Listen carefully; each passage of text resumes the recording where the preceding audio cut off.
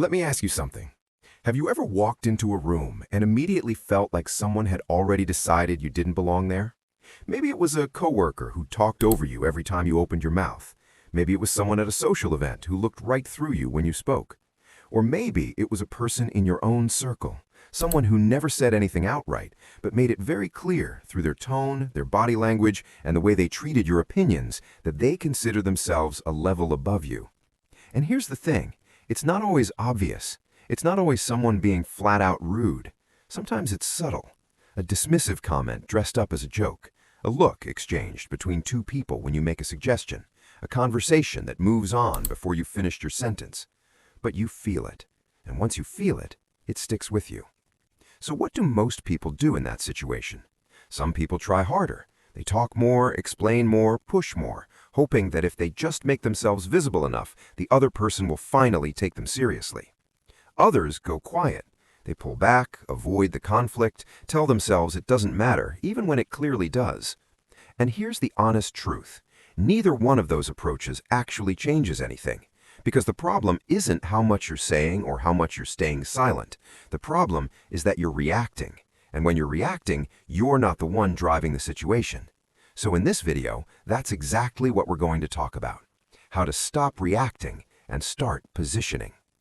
We're going to walk through 7 lessons drawn from one of the most practical and clear-eyed thinkers in history, Niccolo Machiavelli. The man wrote The Prince over 500 years ago, and it's still being read today, because the observations he made about human behavior and power haven't really gone out of date. People still operate the same way. The dynamics are still the same. Now, fair warning, some of these ideas aren't comfortable. Machiavelli wasn't interested in making people feel good. He was interested in what actually works. So if you're looking for advice that's soft and reassuring, this probably isn't the video for you. But if you want a grounded, realistic way to handle people who underestimate you, without blowing things up, without playing games, and without losing your composure, then stick around, because by the end of this, you're going to have a completely different way of looking at these situations. Let's get into it. Lesson 1. Never play on their terms. All right, so let's start with the foundation of all of this. When someone has decided they're better than you, they come into every interaction with a set of expectations. They expect you to react a certain way. They expect you to get defensive or flustered or to push back emotionally. And without even realizing it, they've already set up the game, and they've set it up on their turf. The moment you step into that game and start playing by their rules, you've already put yourself at a disadvantage, even if you win the argument, even if you make a great point, because you're operating inside a frame they created, and that alone keeps you on the back foot. Machiavelli wrote extensively about the importance of controlling the terms of a situation. He understood that raw intelligence or raw talent often matters less than who defines what the situation actually is. The person who controls the frame controls the outcome. So, what does it look like in practice? Say you're in a meeting. There's someone at that table who consistently interrupts you, talks over your ideas, or just kind of waves off what you're saying before you've finished making your point. The instinct, the completely natural, completely human instinct, is to push back right then and there, to match their energy, to make sure everyone in the room knows you're not going to be dismissed. But here's what actually happens when you do that. You get pulled into a back and forth that centers them. Now the room is watching a conflict, and conflicts are messy and uncomfortable, and the person who seems most composed usually comes out looking better, and that person is not the one who reacted first. Instead, what Machiavelli's thinking points toward is this: don't step into the frame. Let them talk. Let them do what they do. Stay composed. Take your time. Don't rush to fill every silence or win every small moment. And when you do speak, keep it measured. No defensiveness in your tone. No over-explaining to justify yourself. Just clear, direct, grounded statements. And here's what that does. It creates contrast. The room sees two very different approaches side by side, and over time, not immediately, but over time, that contrast starts to say something about both of you. One person is trying hard to control the room. The other one doesn't seem to need to. Guess which one people start paying more attention to? You didn't fight for control. You just didn't give it up. Lesson 2. Use being underestimated to your advantage. This one is genuinely hard for most people to sit with, because nobody likes being underestimated. It feels like disrespect. It feels like someone is looking at you and deciding you don't measure up, and every part of you wants to correct that assumption immediately. You want to show them exactly what you're capable of. You want to make sure they know they've misjudged you. But Machiavelli had a very different take on this. He saw being underestimated not as an insult, but as a strategic opening. Think about what actually happens when someone decides you're not a threat. They relax. They stop being careful around you. They say more than they should. They take positions without thinking too hard about how you might respond. They get comfortable, and comfortable people make mistakes. Meanwhile, if you correct the assumption too early, if you go out of your way to show your hand, you've done two things. You've put them on guard, and you've shown them everything you've got. Now they're prepared for you. Now they know what to expect. But if you let the assumption sit for now, if you let them believe you're not a threat while you're quietly paying attention, building your understanding, and waiting for the right moment, you hold all the cards. They're not watching you closely. They're not preparing for you. And when you do move, it comes from a direction they didn't see coming. Machiavelli made this point repeatedly in different forms. Visible strength is useful in some situations, but hidden strength, the kind people don't know about until it's already in motion, that's often more powerful, because it can't be planned against. So instead of rushing to correct the narrative, you let it stand for now. You stay patient, you stay observant, you keep building quietly, and you trust that when the moment comes, the surprise itself will be part of what makes your move land. Lesson 3. Control what's visible, not everything. Here's something that most people don't think about. When someone forms an opinion of you, whether it's positive or negative, they're not basing it on your full reality. They don't have access to your full reality. They're basing it on the pieces of you that they can actually see.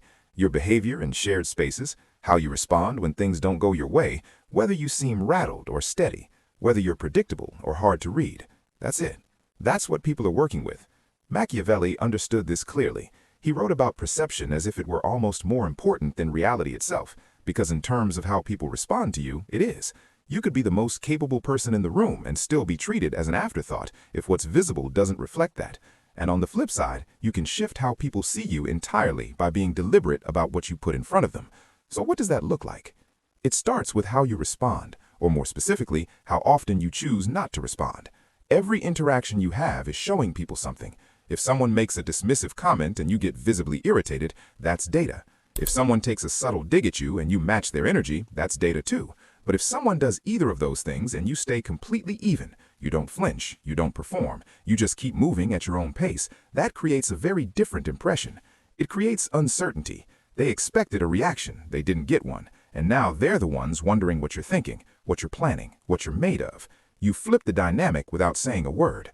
Over time, this kind of consistency builds something. It's not flashy and it's not loud, but it's durable. People start to notice that you're hard to rattle, and hard to rattle in most environments translates to trustworthy, composed, and worth paying attention to. That's the shift you're working toward, not a single impressive moment, but a slow, steady accumulation of presence. Lesson 4. Talk less, observe more. Pay attention to how people who think they're better than you actually behave in a room. They tend to talk constantly. They explain things nobody asked them to explain. They fill every silence. They make sure their opinion is on the record on basically every topic. And a lot of the time, they do this because they need the room to see them as the smartest, most capable, most important person present. And here's what they don't realize they're doing while they're doing all of that. They're giving you an enormous amount of information. Every time they talk, they're telling you what they care about, what makes them defensive, what they value, what kind of recognition they're looking for, and where the gaps are in how they think. They're showing you the map of how they operate, and they're doing it voluntarily because they're too focused on performing to notice they're being observed. Machiavelli was explicit about valuing information over expression. He wasn't interested in appearing wise. He was interested in being strategically informed. And you can't gather information while you're the one talking. So you start practicing a different approach. You let them talk. You don't rush to fill the silence. You don't interrupt. You don't correct them in the moment just to score a point. You ask the occasional question, not to challenge them, but to get them to keep going, to reveal more than they intended. And you're watching. What gets them defensive? What topics make them more careful? When do they seem unsure of themselves, even though their tone says they're not? Because once you understand how someone thinks, not just what they say, but how they actually process situations, you can anticipate them. You can see what they're going to do before they do it. And that kind of foresight is one of the quietest and most effective forms of leverage there is.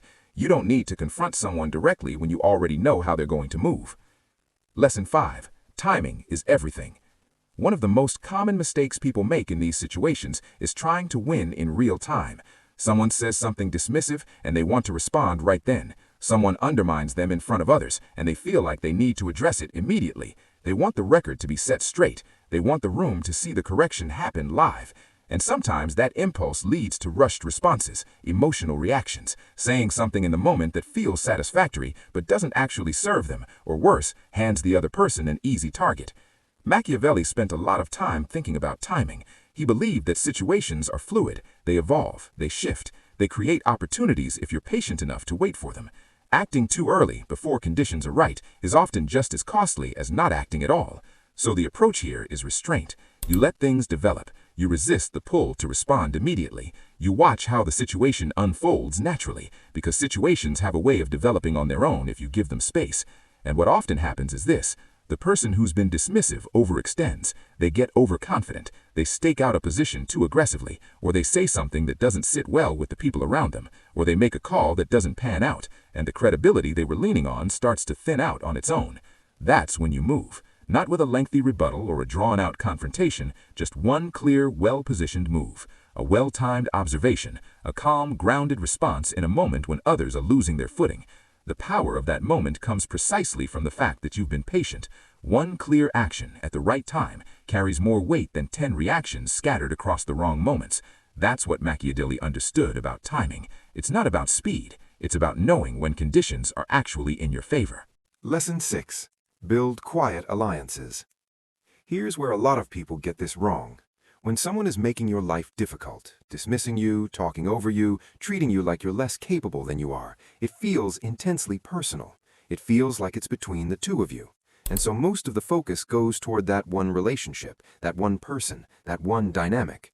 But Machiavelli was always thinking about the broader environment. He understood that individual interactions don't happen in a vacuum. There are always other people in the room, other people observing, other people forming opinions based on what they're watching. And he placed a lot of importance on alliances, not the loud, obvious kind where you make a point of gathering support, the quiet kind, the kind that forms naturally when people consistently see you operating with integrity, staying composed under pressure, and delivering on what you say you're going to deliver on. These are people who notice how you carry yourself over time, people who trust your judgment, not because you campaigned for it, but because you've demonstrated it. People who, when it counts, are quietly in your corner, not because you asked them to be, but because you earned it. And the thing is, you don't announce these relationships, you don't make a show of them. You just keep doing the work, keep being consistent, and let the trust build on its own. Meanwhile, the person who's been trying to position themselves above you may be so focused on that dynamic, on making sure you know where you stand relative to them, that they completely miss what's been building in the background. And at some point, they look up and realize the landscape has shifted. The people they assumed were neutral or on their side have a different kind of respect for you than they anticipated. That shift doesn't happen overnight, but it happens. And it happens because you were paying attention to the full picture when they were only focused on the two of you. Lesson 7. Win without announcing it. And this brings us to the last lesson, and I'd argue the most important one. Most people want a visible win. They want the moment. They want everyone to see that they were right, that they were capable, that they weren't going to be pushed around. They want the recognition. And honestly, that's understandable. We're human, and being validated matters to us. But Machiavelli wasn't focused on recognition. He was focused on results. He understood that the need for visible validation is actually one of the things that leads people to make premature, emotionally driven moves. They act before the time is right because they want the win to be seen, not just achieved. The most durable kind of influence doesn't come with an announcement. It comes from a gradual shift in how people respond to you. Think about it this way.